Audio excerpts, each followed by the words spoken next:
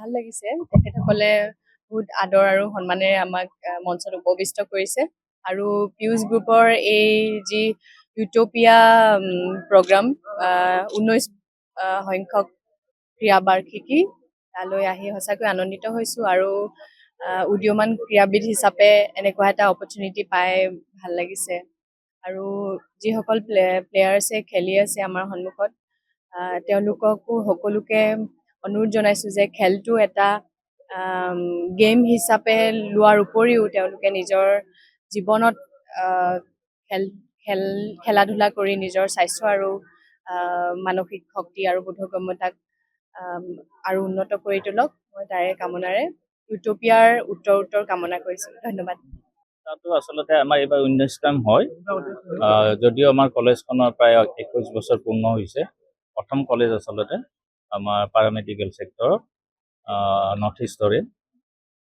প্ৰত্যেক বছৰে আমি পাতি আহোঁ যদিও খেলখন আমি অকণমান দেৰিকৈ পতা হৈছে সেইকাৰণে 19তম হ'ব এইবাৰ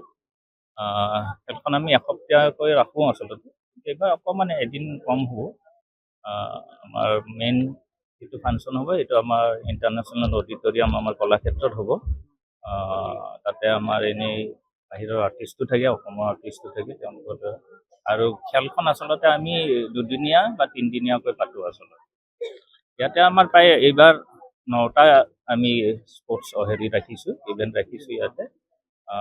তাৰ ভিতৰত বিশেষকৈ আজি যিহেতু হিৰণ্য আছে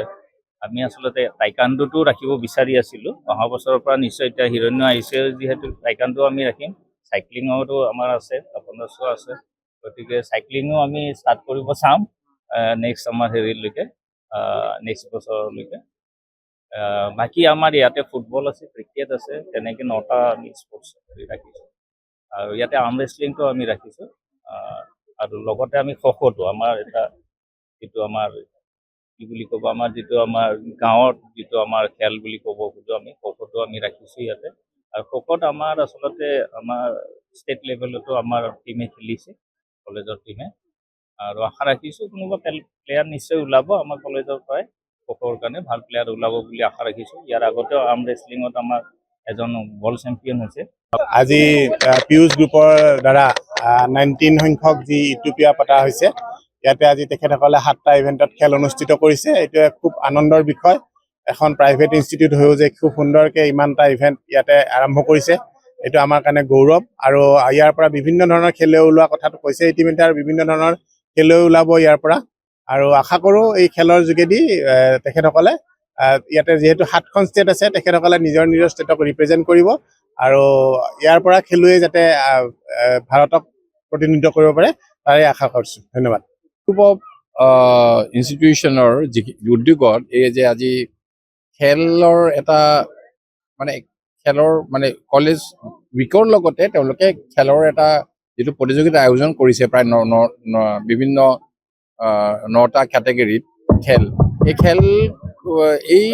যিটো উদ্যোগ লৈছে এই কলেজখনৰ এইটো প্ৰশংসনীয় এইকাৰণে যে পঢ়া শুনাৰ লগত ষ্টুডেণ্টছবিলাকে খেলা ধূলাৰ লগত জড়িত হ'ব লাগে তো খেলা ধূলাৰ লগত পঢ়া শুনাটো এইকাৰণে জড়িত আমি নিজেও যিটো আমি খেলুৱৈ আছিলোঁ এটা সময়ত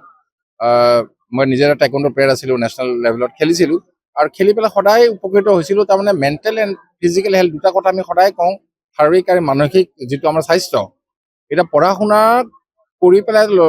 এটা ছাত্ৰ ছাত্ৰী খুব চোকা হ'ব পাৰে কিন্তু শাৰীৰিকভাৱে তেওঁলোকে যদি অক্ষম হয় তেতিয়া সমাজৰ কাৰণে সেইটো তাৰমানে গ্ৰহণযোগ্য নহয়গৈ বা নোৱাৰেগৈ মানে সেইকাৰণে শৰীৰটো লাগিবই আৰু শৰীৰটো ঠিক হ'বৰ কাৰণে খেলা ধূলাটো অতি প্ৰয়োজন যিকোনো খবৰৰ বাবে যোগাযোগ কৰক 7099017330 লগতে 7099017110 নম্বৰত